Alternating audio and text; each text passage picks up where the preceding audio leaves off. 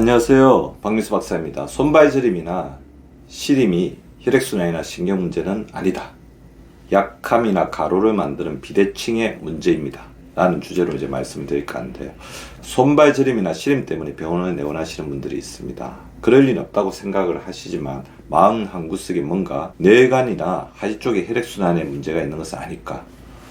혹시 이제 허리 디스크나 척추 협착에 의한 신경 문제는 아닐까 하고 이제 병원에 오시는데요.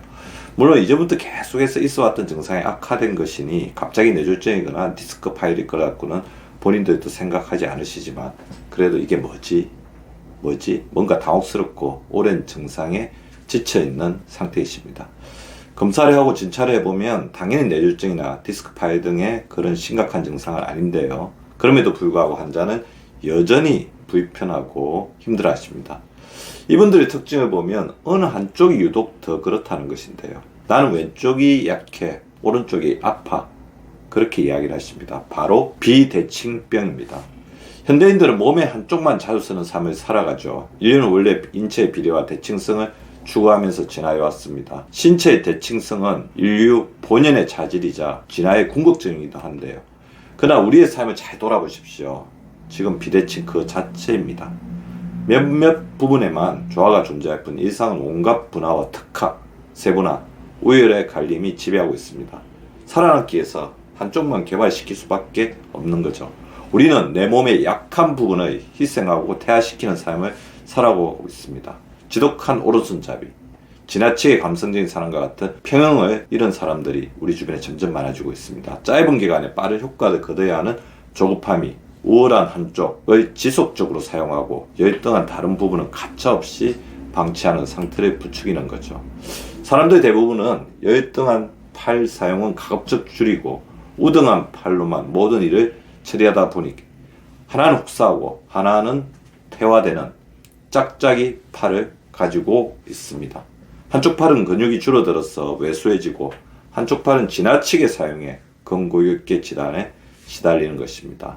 이럴 때는 왜소해진 쪽도 지나치게 사용하는 쪽도 둘 다 문제가 됩니다. 고관절염이나 관절염 역시 1차적으로는 비만, 술, 담배 등의 습성의 원인이 있지만 두 다리 중 무게중심이 어느 쪽에 치우쳤는가와도 매우 관련이 깊습니다. 대개 몸의 하중이 많이 가는 쪽에 근골격계 질환이 발생하기 때문입니다.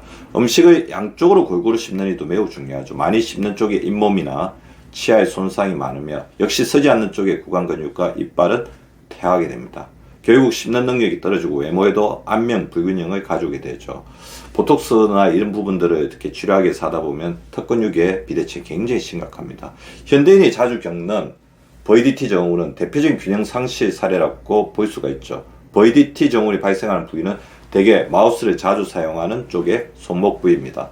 운동을 하지 않아 대근육은 퇴하는 반면 손목 하나만 많은 움직임을 처리하다 보니 손목 부위에 무리가 생기는 것이죠. 게다가 장시간 고정된 자세에서 전자파에 노출되는 환경까지 겹치면 설상가상이 되는 거죠. 신체 상하 좌우를 모두 골고루 사용하는 균형 건강법이 현대인에게 중요한 까닭은 많은 질병이 불균등한 신체 사용에서 빚어지기 때문입니다. 또 상하 좌우의 대칭을 잡는 조화로운 신체 활동이 뇌와 온몸의 균형을 돕는 견인차 역할을 겸하기도 합니다. 신체 활동과 운동으로 뇌와 마음, 온몸의 균형까지 잡을 수 있는 거죠. 바로 마인드 바디 인터랙션입니다. 여기에 집중과 특화가 아닌 평형과 조화를 추구하는 멋진 인생으로의 전환 역시 이런 균형적인 신체 활동이 가져오는 이득일 것입니다.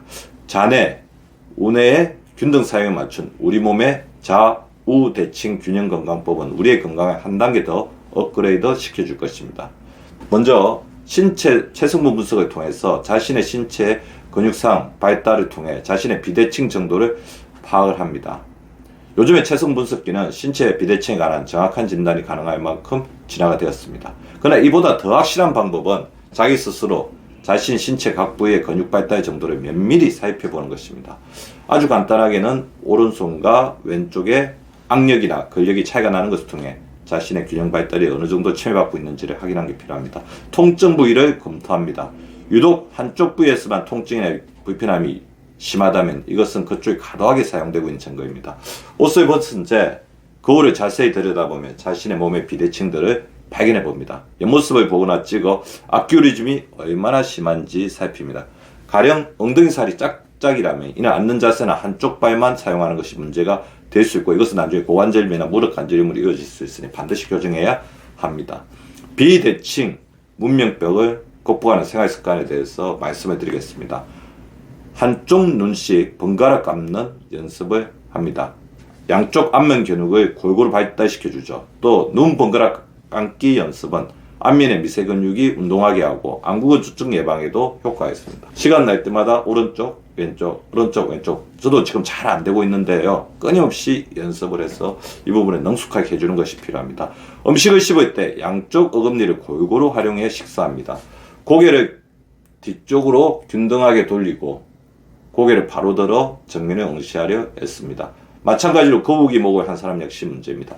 가슴을 오랫동안 움츠리고 있어서 생긴 자세이므로 이런 사람들은 의식적으로 가슴을 펴려고 노력해야 합니다. 생활에서도 목을 뒤쪽으로 길게 빼는 정수리에서 누가 당긴다고 생각하는 습관을 들이시는 게 좋습니다. 컴퓨터 앞에 앉아서 오래 일하다 보면 자연스레 거북이 목이 되고요. 현대인의 앞쪽 기울임 증상은 대단히 심각한 상태입니다. 입으로 시간을 내서라도 반드시 상하 좌우로 스트레칭 하십시오. 자, 왼쪽으로 돌리고 오른쪽으로 돌리고 위쪽으로 하고 아래쪽으로 하고 시간 날 때만 해주십시오. 아마 목이 지금 하시다 보면 뻐근한 것을 느낄 수가 있습니다. 허리를 뒤로 주기적으로 제쳐줘야 합니다. 그리고 바로 누워 자는 연습을 해야 합니다. 일명 새우잠은 좋지 않습니다. 잠의 유형은 성격적인 영향이 크다고 합니다. 건강에 가장 좋은 수면 자세는 대자로 이렇게 바로 자는 겁니다. 대자로 자되 몸과 허리, 뒷무릎을 지지한 베개를 잘 받치고 자야 합니다. 모든 사람들은 심장의 반대쪽으로 누우려는 경향이 있는데요. 이를 제어하기 위해 노력해야 합니다. 양쪽 팔을 골고루 사용합니다. 인류가 직립하며 가장 먼저 이런 능력 가운데 하나가 양쪽 팔의 고른 사용입니다.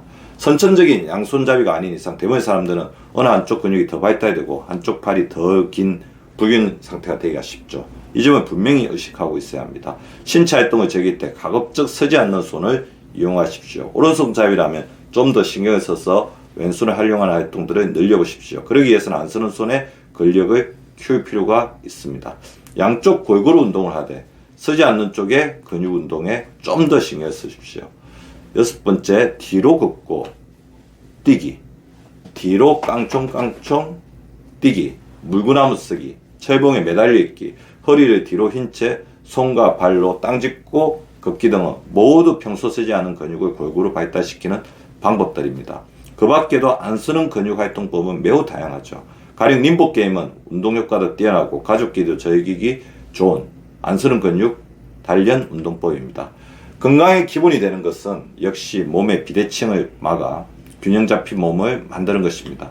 몸의 균형을 되찾을 수만 있다면 내 몸은 물론이고 인생마저 즐거워질 것입니다. 잘 실천하시는 우리 구독자분들 되시기 바라면서 오늘의 강의를 마치겠습니다. 감사합니다.